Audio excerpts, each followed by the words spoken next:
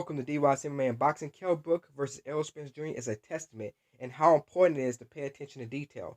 One slight adjustment or failure to do so can cost the championship. You see, both guys start out making the same mistakes. Errol Spence Jr.'s hands were low, which Brook instinctively took advantage of the opportunity by landing right hands. He would also throw his jab and leave his hands out there to be countered. So it took Spence a few rounds to realize, I can't continue fighting this way. But with such a high boxing IQ, he began to make adjustments by bringing his guard back up to protect his face, and by jabbing and dipping underneath. He started to be proactive opposed to being reactive. Saying that, he made a few mistakes in the earlier rounds, like trying to use the rocking back method. As soon as he saw it didn't work, he went back to keeping his hands up high and ducking underneath. Throughout the fight, you would see him make these mental corrections. Brook, on the other hand, never made these adjustments and lost what appeared to many to be a very closely contested fight. That's how one or two minor adjustments can make a difference in a fight. Brook kept his hands low, likes to punch, and leave his hands flailing out there helplessly. He had a right hand to the body that was a good right hand, but Spence quickly smartened up and started to counter it by blocking with his elbows and landing a combo of his own. Not to mention, Brook didn't help his situation by jabbing to the body from a distance, using the same flaws as mentioned earlier. Jabbing to a southpaw body is a dangerous tactic to use because you leave your eye and your temple exposed. This cost him greatly because keeping his hands low allowed Errol Spence Jr. to land easy punches to his eye.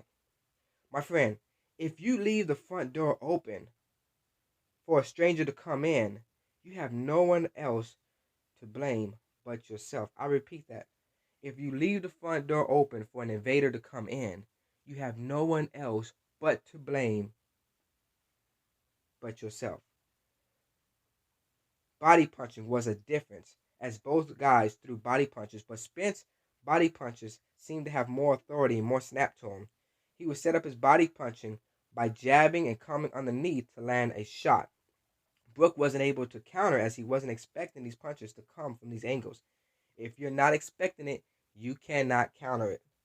That's what makes Errol Spence Jr.'s body punches so much more effective, is because he's often punching in angles and in places where the opposing fighter cannot counter them. And it's in times where they're least expecting it. He's very savvy with his selection. For instance, when Kell Brook collided with him, Errol Spence decided to land a sneaky punch while Brook was least expecting it. What makes Errol Spence Jr.'s body punching so much more dangerous than anybody else is that because of his stance, he has access to the opposing fighter's liver. He has the option of throwing a hard power shot, which is the left hand, to either the kidney or liver. An orthodox fighter is just not accustomed to being punched from this angle and can be discouraging at times. Spence sets this up by throwing shots to the head, getting Kell Brook to lift his hands up to give him the hardest shot he's ever faced. Errol Spence Jr. also made Brook pay for clinching and grabbing. Like Ward versus Kovalev, whenever Brook would occupy his hands and trying to hold on to Spence, Errol Spence Jr. took the liberty to land these powerful, powerful body punches. Another difference in the two is that Spence landed more shots more frequently. Brook would only land maybe one shot at a time. Spence would land in combos. Again, this is due to Kell Brook giving him a lot of options by keeping his hands down, head up high, and leaning forward. So Spence would take the time and he would attack both the head and the body, and it appeared at times simultaneous, like he was fighting octopus. Balance was a key issue in this fight, as I believe that Kell Brook struggles against southpaw fighters. His feet are often off balance, and it seemed like he's stumbling. And I also noticed that he likes to leap in with his hands down and head up high. This allows him to be countered easily with left hands. The lunging forward causes collision, which prevents him from landing more than one shot. It also causes him to grab and allows Errol Spence Jr. to once again land those powerful, effective body punches and to score points. Because his feet are not set, Brook would make a major tactical error in keeping his hands down and leaning forward, as though Spence couldn't reach him. Big, huge mistakes. Switching stance is also another major issue I noticed. He's not ambidextrous, so when he switches stance, he's in unfamiliar territory and can't do anything else but to hold. And guess what? This would give Errol Spence Jr. the advantage in the exchange department. In the words of Teddy Atlas, real estate, real estate, real estate.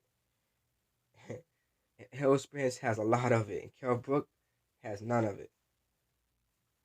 I also noticed that when Brook has Spence on the ropes, he doesn't take advantage of the opportunity, but when Errol Spence get Kell Brook on the ropes, that man throw the kitchen sink at you, ripping at the body and the head.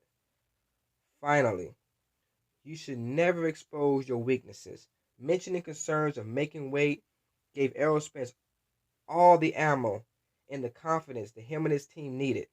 Errol Spence mentioned in his post-fight review that his strategy was to continue coming forward and wearing Kell Brook down. And to a degree, he accomplished this by keeping his hands up high and coming forward, making Kell Brook to expend a lot of energy punching and wasting his punches on hitting gloves and pushing Brook off using his muscles.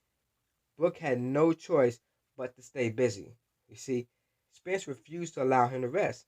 This, along with the strategic body punches, all played a huge role in wearing Kell Brook down to a certain degree.